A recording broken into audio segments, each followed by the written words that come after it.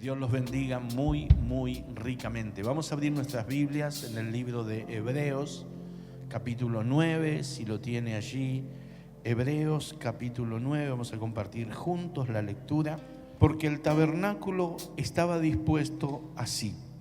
En la primera parte, llamada el lugar santo, estaba el candelabro, la mesa y los panes de la proposición. Tras el segundo velo estaba la parte del tabernáculo llamada el lugar santísimo, el cual tenía un incensario de oro y el arca del pacto cubierta de oro por todas partes, en la que estaba una urna de oro que contenía el maná, la vara de Aarón que reverdeció y las tablas del pacto, y sobre ella los querubines de gloria que cubrían el propiciatorio, de las cuales cosas no se puede ahora hablar en detalle. Amén. Voy a ver si puede ser que me retumba mucho aquí arriba. Si podemos bajar un poquito aquí arriba el sonido, por lo menos. No sé si se escucha bien allí, ¿verdad? Bien. Bien, aquí el libro de Hebreos hace una descripción de lo que es el tabernáculo.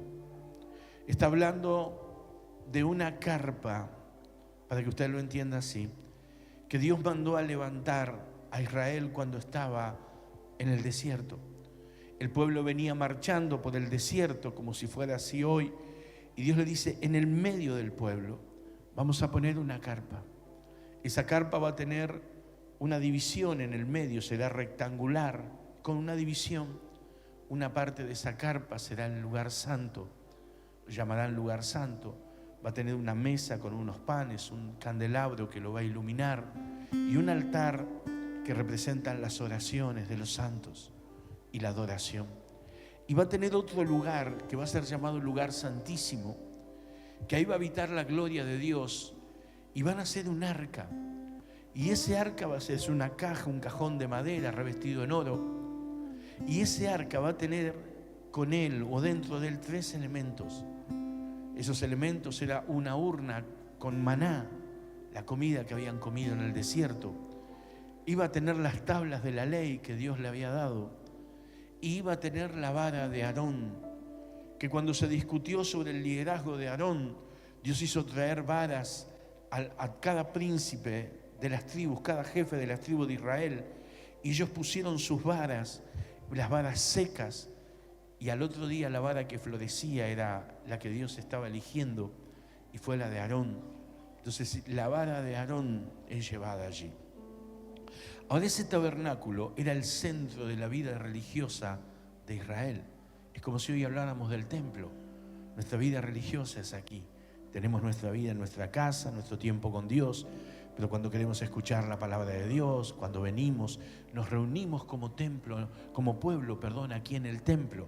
Ellos como pueblo se reunían en torno al tabernáculo. Y ese tabernáculo era una sombra de cosas que iban a venir. ¿Estamos hasta aquí? Era sombra de cosas que íbamos a venir. Les doy un ejemplo. El tabernáculo tenía 3 puertas. Tenía una puerta de entrada que era como que se entraba a un patio cubierto por una pared hecha de lonas. Después la segunda puerta, la que entraba al lugar santo, y la tercera puerta que entraba al lugar santísimo. Ese era como el camino a la gloria de Dios. Cuando Jesús vino y dijo: yo soy el camino, la verdad y la vida, Él estaba dando el nombre de esas 3 puertas, porque la puerta al patio se llamaba el camino, la puerta al lugar santo se llamaba la verdad, y la puerta al lugar santísimo se llamaba la vida. Eran tipos. Jesús está diciendo: yo soy el camino a Dios, yo soy la verdad y yo soy la vida. O sea, era un tipo de lo que iba a venir. ¿Me está siguiendo? Y lo mismo sucedía con el arca. El arca representaba la presencia de Dios. Donde el arca iba, la presencia de Dios iba. Cuando el arca llegaba a Israel en una guerra, por ejemplo, Israel iba a la guerra y venía el arca, Israel se revolucionaba, se regocijaban, porque ellos sabían que la presencia de Dios iba con ellos a la batalla, lo que le garantizaba la victoria a Israel. Porque el arca representaba la presencia de Dios. Donde el arca iba, la presencia de Dios iba. No es como nosotros hoy, que todos tenemos la presencia de Dios. El Espíritu Santo no había sido derramado. Entonces, donde el arca iba, la presencia de Dios iba. Y estos tres elementos también son un símbolo. Son un símbolo que representan cosas que están ligadas, emparentadas, relacionadas con la presencia de Dios. Estas tres cosas que estaban en el arca son cosas que vienen con la presencia de Dios a nuestras vidas, o por la presencia de Dios a nuestras vidas. Por ejemplo, las tablas de la ley. Las tablas de la ley representaban la ley moral de Dios para su pueblo. Y era la manera de tener una relación sana, bendecida con Dios y con el prójimo. Porque los primeros mandamientos hablan de nuestra relación con Dios, de los 10 mandamientos. Y la segunda parte de los mandamientos habla de nuestra relación con los hombres. Y esa era la base, la esencia de todo lo que venía después como ley. Entonces esas tablas representaban la manera en que el creyente, el participante del pueblo de Dios, el judío, debía caminar con esos mandamientos. Y estaban ligados a la presencia de Dios, porque Dios les quería enseñar algo que ellos no llegaron a entender, y era que necesitaban de la presencia de Dios para vivir vidas que agraden a Dios y vidas bendecidas.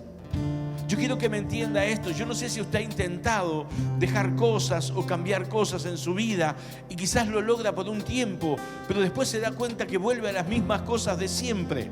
Esto le pasaba al apóstol Pablo. El apóstol Pablo, que era un judío, él en Romanos 7 escribe y dice: yo apruebo que la ley de Dios es buena, yo apruebo que el consejo de Dios es bueno, yo me doy cuenta que lo que Dios me pide en su palabra es bueno, me hace bien, me da buenos resultados. Apruebo en mi mente que es buena, pero encuentro una ley en mí que hace lo malo, que yo queriendo hacer lo bueno siempre termino haciendo lo malo. No puedo, me esfuerzo, estoy bien un tiempo, pero al tiempo vuelvo a caer en lo mismo, vuelvo a las mismas debilidades, vuelvo a los mismos errores o me equivoco. Entonces había áreas en la vida del apóstol que le hacían ver que él no podía vivir a la altura de lo que le convenía, de lo que Dios quería, de lo que era bueno para él. Y Dios pone las tablas en el arca para decirle: la clave para vivir esa vida está con la presencia. Por eso Pablo escribe Romanos 7 y dice: el mal que no quiero, eso hago. Pero Romanos 8, él habla de la vida en el Espíritu, de la vida con la presencia de Dios, y dice: ahora soy más que vencedor. Lo que antes no podía en la carne, ahora lo puedo con la ayuda del Espíritu. Él se da cuenta de esta realidad. Esta realidad Dios se la habló a Israel en Ezequiel. Le dio una palabra y le dijo: van a venir días donde voy a poner mi presencia dentro de ustedes para que anden en mis estatutos, en mis caminos. El Dios le está diciendo: cuando nosotros, la presencia de Dios viene una vida. Lo que esto enseña, que cuando la presencia de Dios viene una vida, esa vida cambia su manera de andar, cambia su manera de comportarse, cambia su manera de vivir. Cuando el Espíritu Santo viene a una vida, cuando la presencia de Dios viene, yo empiezo a entender las verdades de Dios, yo empiezo a comprender la revelación de Dios. Te doy un ejemplo. ¿Cuántas veces te pasó antes de llegar a la iglesia que alguno intentó leer la Biblia antes de venir a la iglesia y dice: yo de esto no entiendo nada? Yo no sé si a alguno le pasó. Es más, yo cuando llegué a la iglesia estaba motivado con el Apocalipsis y no entendía nada. Que aparecía el dragón que tenía cuerno, que la mujer que salía, que la trompeta que sonaba, que el caballo que aparecía. Y yo digo: ¿qué es? Cualquier cosa. Hasta que vos decís: Señor, ayúdame a comprender, a entender. Y el Espíritu Santo te empieza a mostrar, la presencia de Dios te hace entender. Y a lo mejor leías las palabras de Jesús y no las entendía.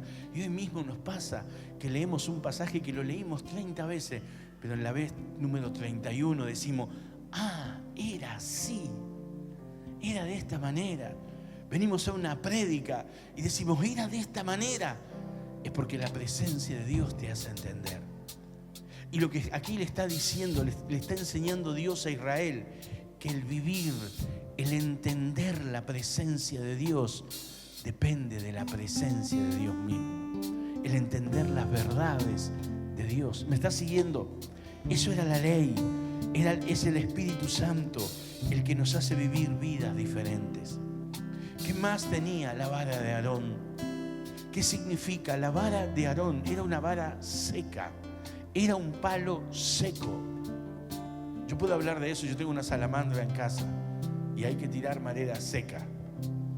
Una vez cortaron un arbolito que estaba por ahí en casa y me dijeron, pastor, le guardamos la madera. Bueno, me guardaron la madera, pero me advirtieron, no la tires así, tenés que esperar meses a que se seque, porque así va a ser un lío bárbaro. Entonces, yo veo lo que es una madera seca, y esa madera seca, esa madera reverdeció, echó hojas, flores, renuevos y dio fruto. Y esa es una evidencia de la obra de la presencia de Dios en una vida. Eso lo vio Job. Job dijo, aunque el árbol fuere cortado y quedare su raíz en tierra y su tronco seco, al percibir las aguas, reverdecerá y echará copa como planta nueva. Lo que Dios le está enseñando al pueblo es que la presencia de Dios es la que trae un renuevo a nuestras vidas, es la que hace florecer nuestras vidas. La presencia de Dios te renueva las esperanzas. La presencia de Dios te trae gozo, te trae paz. La presencia de Dios te trae nuevas oportunidades, renueva tus sueños. Eso es lo que hace cuando la presencia de Dios toca una vida. Cambia lo que está seco por vida, lo revierte, porque es vida, aún para las esperanzas que ya están terminadas, para los sueños que creemos imposibles. La presencia de Dios los vuelve a vivir. ¿Cuántas veces venimos o estamos en la presencia de Dios? Nuestro ánimo cambia, nuestro entusiasmo cambia. Él se lleva nuestras tristezas y nos da alegría. Eso sucede en la presencia de Dios. Cuando nosotros experimentamos su presencia, mi ánimo cambia. La palabra entusiasmo en el griego significa Dios adentro. Cuando Dios viene a tu vida, hay entusiasmo, hay deseos de vivir, hay deseos de hacer. Él cambia. Como dice Isaías, se lleva tu tristeza. Él cambia tu manto de luto por óleo de alegría. Viene un aceite de alegría, una unción de alegría. Eso lo hace la presencia de Dios. Cuando llegamos a la presencia de Dios, Él te devuelve los sueños. Cuando llegamos a la presencia de Dios, viene Él, te renueva las esperanzas. Él lo hace. Esto está en su presencia. Es lo que la presencia de Dios hace. Escúcheme, iglesia. La presencia de Dios te hace feliz. Te hace feliz. Cuando nosotros con la pastora fuimos a Colombia la primera vez y fuimos tocados por el Espíritu Santo, no fue la unción, no fue el poder lo que nos llamó más la atención, fue el gozo, la felicidad que había en nuestros corazones. No era algo normal, no era algo común. Había una felicidad, un gozo, una alegría. Era impresionante. Y eso lo hace la presencia de Dios. A veces pensamos que todo es poder o tener. No. La presencia de Dios hace esas cosas. Y la vara de Aarón estaba allí para enseñarles que con la presencia viene la vida de Dios a nuestra vida. Y lo tercero que estaba allí era el maná. El maná era señal de la provisión de Dios. Dios había sustentado a su pueblo 40 años con maná por el desierto. El maná caía todos los días para sustentar y bendecir al pueblo. Yo quiero que vea algunas cosas del maná. El maná no dependía del lugar donde estaban ni de la época del año. El maná venía todos los días. El maná no era algo conocido. O sea, los estudiosos tomaron la descripción que la Biblia hace del maná y no encuentran nada similar en la tierra. No hay ningún fruto, no hay nada que suceda que sea similar al maná. Sin embargo, Dios sustentó 40 años a toda una nación con maná. Hoy no existe. Y eso nos habla de la bendición de Dios, que la bendición de Dios no depende de la época del año, no depende del gobierno de turno, no depende de la suerte que tengas. La bendición que Dios te va a dar es algo que no se ha visto hasta ahora, es algo que otros no lo han tenido. Mi amigo, cuando la presencia de Dios viene la prosperidad a tu vida, en todas las áreas, en tus relaciones, en tu vida espiritual y en tu economía también. Cuando el arca del pacto entró a la casa de Obed-Edom, Dios bendijo a Obed-Edom y a todo lo que tenía. Y fueron al rey David y le dijeron: David, el Obed-Edom prosperó él y toda su casa. Y fue a causa del arca de Jehová, a causa de la presencia de Dios, que todo prosperaba. Era la presencia de Dios la que traía la prosperidad. Cuando la presencia de Dios viene una familia, viene una vida, viene una casa, viene una iglesia. La iglesia prospera, la casa prospera, la familia prospera, la vida prospera, porque todo avivamiento en la vida está acompañado de prosperidad. No existe un solo avivamiento que no haya venido con bendición económica, con prosperidad en las relaciones, con la mejora. Cuando habla de Jesús y habla de la unción de Juan el Bautista, dice: hará volver el corazón de los padres hacia los hijos. Eso es prosperidad en las relaciones. Eso lo trae la presencia de Dios. Yo quiero que entienda, mi amigo, estas cosas vienen con la presencia. Cuando la presencia de Dios viene a mi vida, yo empiezo a entender la Biblia, empiezo a vivir de una manera distinta, porque el Espíritu Santo me ayuda y me lleva. Cuando la presencia de Dios viene a una vida, empieza a cambiar mi ánimo, mi visión de las cosas, mi estado emocional. Cuando la presencia de Dios viene a una vida, empieza a haber prosperidad. Es lo que dice Juan: yo quiero que seas prosperado en todo y que tengas salud. Tu economía, tus relaciones, tu vida física, tu vida espiritual prospera a causa de la presencia de Dios. Ahora, nosotros hoy no tenemos un arca. En el Antiguo Testamento la presencia de Dios estaba representada en el arca. En los tiempos de los días de Jesús, la presencia de Dios estaba representada por Cristo mismo. Pero hoy, Jesús, antes de irse, Él dijo: yo no los voy a dejar solos, yo les voy a enviar el Espíritu Santo, para que esté con ustedes y para que estén ustedes para siempre. Hoy la presencia de Dios en nuestra vida está marcada por el tipo de relación que nosotros tenemos con el Espíritu Santo.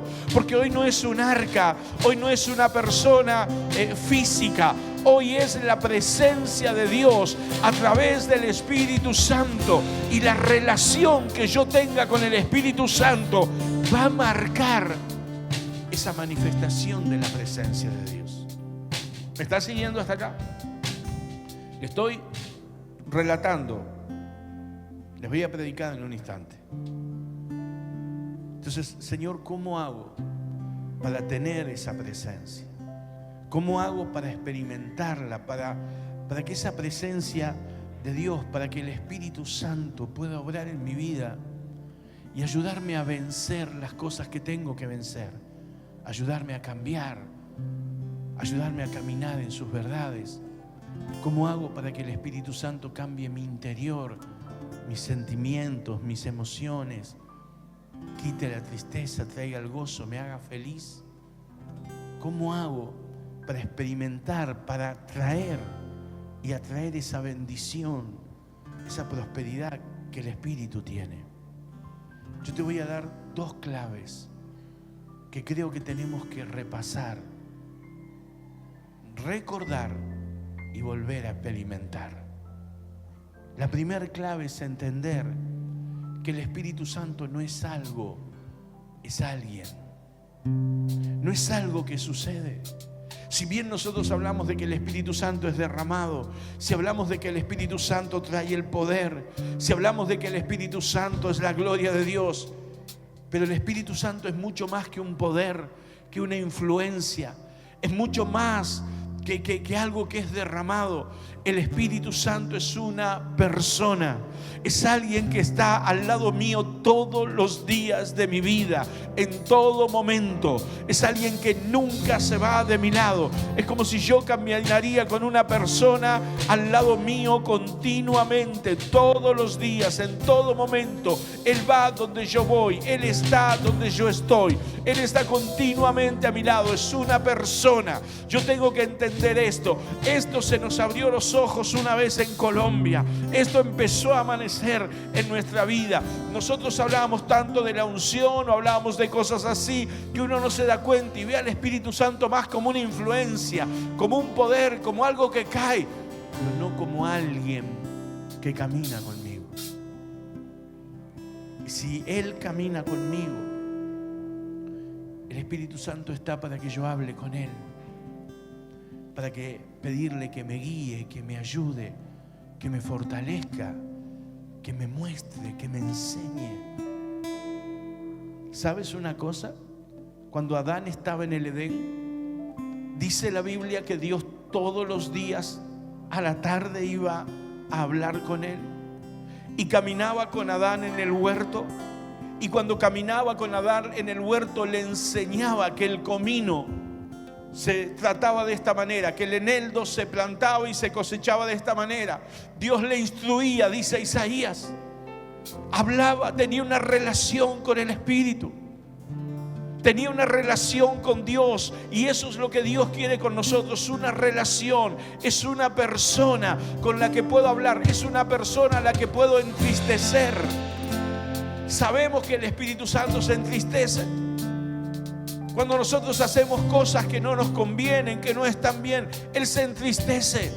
Yo le decía esta mañana, los que son papás, cuando ven a sus hijos hacer algo que no está bien, cuando ven a sus hijos andar por un camino que no conviene, ¿cómo se ponen ustedes?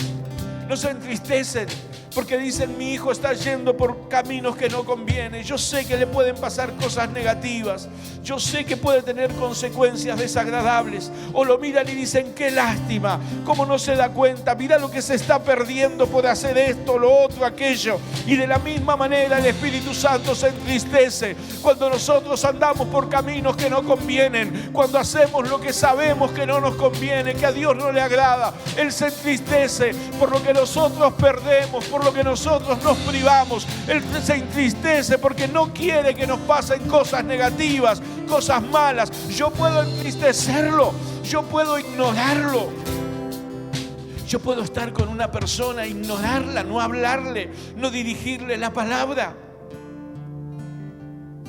¿Cuántos matrimonios tengo aquí? Muchos. ¿Le ha pasado alguna vez que no se enoja con la otra persona y no le habla? No, acá no pasa ninguno.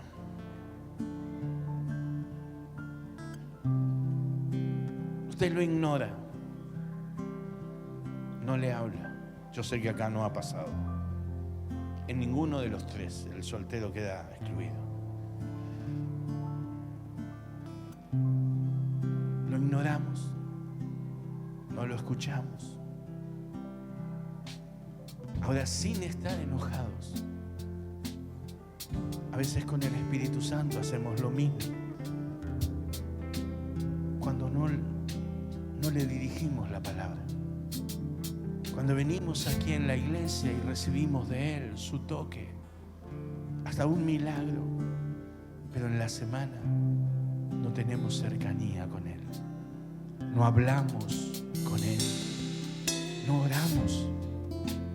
Es una manera de ignorarlo. Él está allí, no lo consultamos. Y Él está allí. Y sabe, cuando nosotros tenemos esas actitudes, en lugar de acercar a la persona, la alejamos más. Y así sucede con el Espíritu Santo, lo alejamos más. Yo quiero decirte, iglesia, yo tengo que entender que el Espíritu Santo es una persona. Él está contigo, Él está para ayudarte, Él está para aconsejarte. Él está para fortalecerte. Esto no es una religión. Esto se trata de una relación con Él. Por eso el apóstol Pablo escribe a la iglesia de Corintios y le dice: la comunión con el Espíritu Santo sea con todos vosotros. Comunión significa compañerismo, amistad, sociedad. Eso significa la comunión. ¿Qué más trae la presencia de Dios a nuestra vida? Nuestro secreto. ¿Qué es el secreto, pastor? Jesús enseñó: mas tú cuando ores, entra en tu aposento y cerrada la puerta, ora a tu Padre que está en secreto. Y tu Padre que ve en lo secreto te recompensará en público. El secreto es ese tiempo de intimidad con Dios. Es ese tiempo donde nos ponemos solos con Dios para hablar con Él. El secreto es esos momentos de intimidad con el Espíritu Santo. Es esos momentos donde le abrimos el corazón a Dios, le contamos nuestras cosas, lo podemos adorar. Tenemos un tiempo dedicado para Él, para orarle, para presentarnos delante de Él. David decía esto: de mañana me presentaré delante de ti, oraré, esperaré. Él tenía un tiempo apartado para estar con Dios. El secreto es la clave, porque el secreto es mi tiempo de intimidad, de comunión con el Espíritu Santo. Es el tiempo donde la presencia de Dios viene. Dios habita aquí entre nosotros. Él dice que Él está donde dos o tres están, Él está. Pero Él también está en el secreto, porque dice que Él está y nos ve en el secreto. Son los lugares donde yo puedo encontrar a Dios. Y mi tiempo secreto con Él es lo que mantiene el fuego encendido. Usted puede venir aquí a un culto e irse motivado, encendido, deseoso de que quiere más de Dios. Es un fuego que se enciende, pero que hay que alimentarlo toda la semana. Y ese alimento es en el secreto. Y yo te voy a decir lo que nos pasa cuando empezamos a ignorar al Espíritu Santo y empezamos a vivir a nuestra manera. Cuando no empezamos a descuidar nuestro secreto, nuestro tiempo con Dios, empiezan a pasar cosas. Empiezan a aparecer viejos hábitos, viejos pecados, viejas tentaciones, viejas reacciones que teníamos, cosas de carácter que habíamos dejado, empiezan a volver. Porque nadie puede caminar sin la ayuda de Dios como Dios quiere. Y cuando nosotros descuidamos esa relación, esas cosas empiezan a venir. Empiezan a aparecer en nuestra vida emociones, sensaciones que habíamos dejado que no estaban. Empieza a venir la insatisfacción y empezamos a hacer cosas para llenar nuestra vida con cualquier cosa. Queremos probar esto o aquello, vamos acá, vamos allá, y empezamos a hacer cosas para llenar un vacío que solo Dios puede llenar. Y entra la insatisfacción y no sabemos por qué, y es porque nos está faltando a Dios. Tenemos todo lo que queremos. Cuando yo volví a la iglesia, yo tenía todo lo que quería, pero había un vacío dentro mío que yo no podía llenar, porque ese vacío solo Dios te lo llena.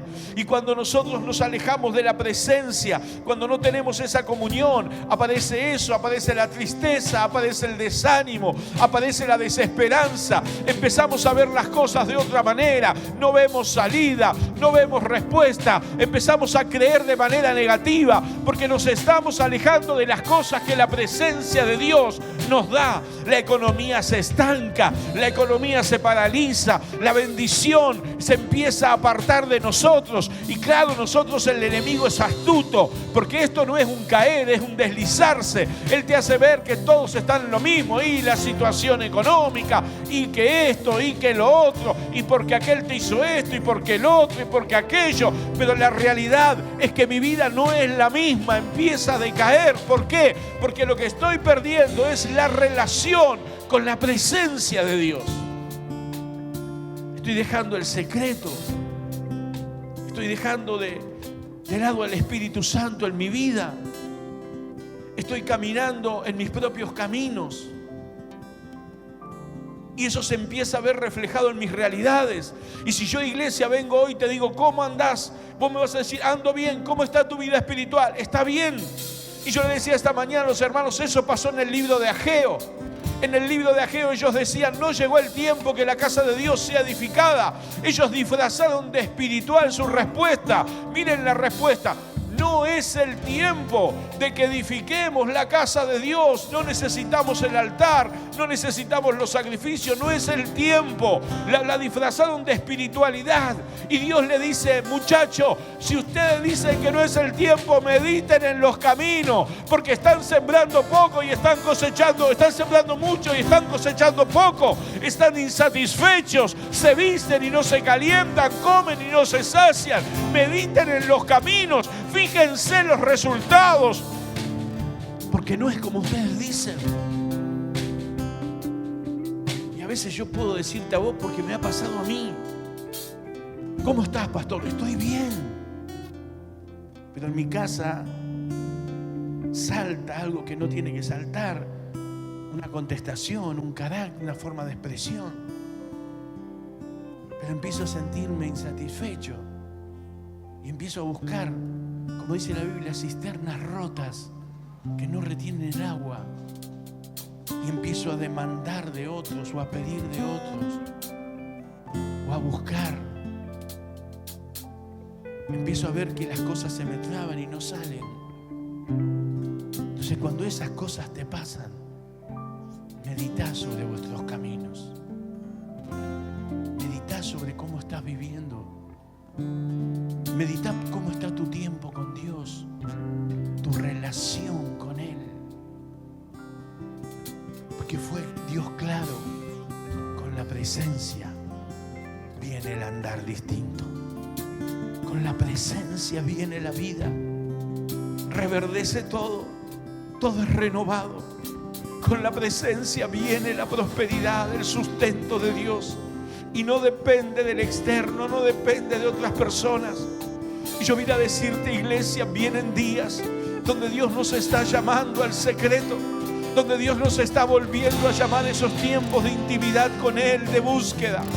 El otro día escuchaba a un hombre exitoso, y él dijo, la clave del éxito está en hacer lo que uno debe hacer, aun cuando no tiene ganas. Y él dijo, corrijo, sobre todo cuando no tiene ganas. Esa es la clave del éxito.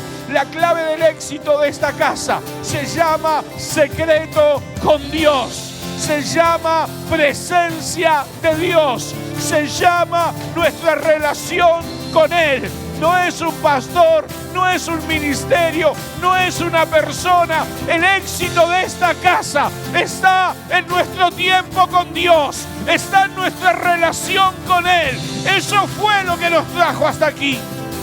Seymour, el avivador de Azusa, él dice que el avivamiento era tremendo. Las cosas que vieron, gente que ha sobrevivido, gente de casi 100 años, contaban que una nube espesa cubría el lugar y que dice que hasta brazos crecieron, órganos que no tenían crecían en la gloria de Dios. Dice, y eso dudó hasta que él sacó la cabeza del cajón, porque él ponía su cabeza en un cajón que tenía como púlpito y oraba allí y la gloria de Dios venía. Pero cuando él dejó eso, la gloria de Dios empezó a irse. Mi amigo, la clave de tu bendición se llama la presencia de Dios en tu vida. Esa es la clave. Esa es la clave. Y a eso tienes que volver. Yo sentía hoy en mi corazón un llamado al secreto. Dios me decía, yo les quiero enseñar a prosperar. Yo les quiero enseñar a manejar sus relaciones. Yo quiero bendecir sus asuntos. Es tiempo de buscar a Dios. Si tú dices, esto es para mí, yo necesito volver a mi secreto, a mi intimidad con Él. Vamos a venir a este altar. Vamos a venir a este altar. Porque es el lugar donde nos consagramos.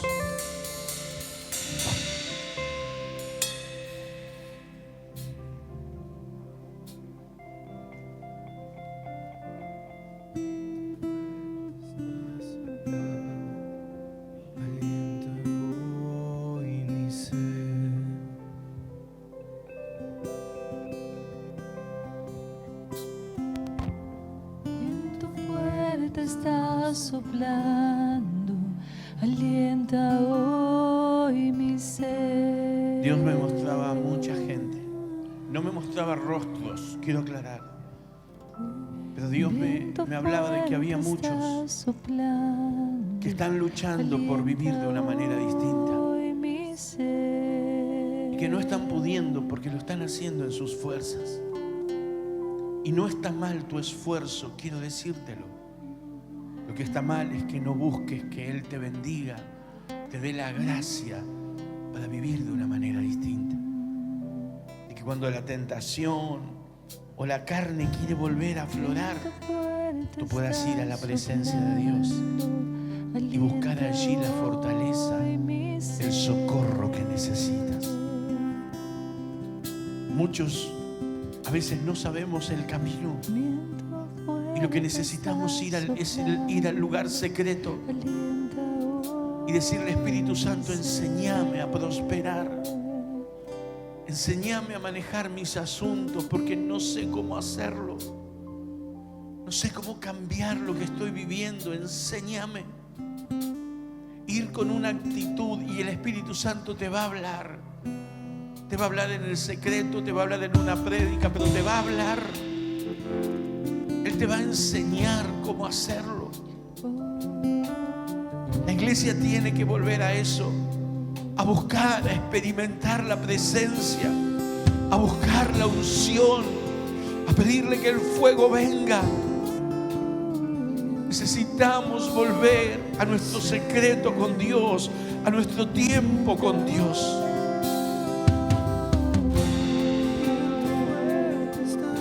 No es una emoción, porque la emoción se termina. Aquí cuando el Espíritu Santo fue derramado nos emocionamos todos, pero llega un momento que la emoción se termina y lo que necesitas es la voluntad para que la emoción vuelva. Y a veces no nos damos cuenta que hay momentos en nuestra vida con Él que lo que sostiene mi relación con Él no es la emoción, es la voluntad para que la emoción vuelva de nuevo. Es tu voluntad, es ir a Él con ganas o sin ganas, sobre todo sin ganas. Dios te está llamando, Dios te está llamando porque algo mayor viene. Dios te está llamando porque Él va a restaurar, va a bendecir. Mira, yo siento que Dios tiene cosas. Yo esta mañana Dios me hablaba: tesoros escondidos, secretos muy guardados son los que Dios ha preparado para tu vida. Tesoros escondidos, secretos muy guardados. Señor, hoy como pueblo, como iglesia queremos decirte: necesitamos tu presencia, necesitamos tu espíritu. Perdónanos si te hemos descuidado, perdónanos si te hemos ignorado. Perdónanos si te hemos entristecido. Perdónanos si no supimos cómo tener una relación contigo. Pero hoy entiendo. Hoy quiero que camines conmigo. Hoy quiero caminar contigo. Hoy quiero decirte: tener un pacto contigo, un pacto de secreto, de búsqueda. Voy a buscar tu guía. Voy a buscar tu favor. Voy a buscar tu unción, tu fortaleza, tu gracia. Voy a buscarte. Sé que eres la clave. Sé que eres la clave. Te voy a buscar. Y yo sé que me vas a bendecir. Porque tú eres galardonador. Tú premias a los que te buscan. Tú los premias. Yo recibo hoy. Recibe hoy, iglesia. Recibe la unción. Recibe la bendición. Recibe el toque de Dios. Recíbelo. Recíbelo. Recíbelo, recíbelo. Viento fuerte está soplando. Alienta hoy mi ser.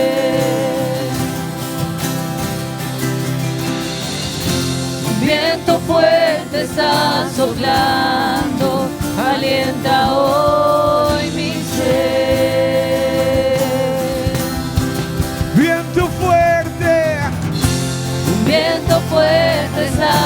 soplando, alienta hoy mi ser.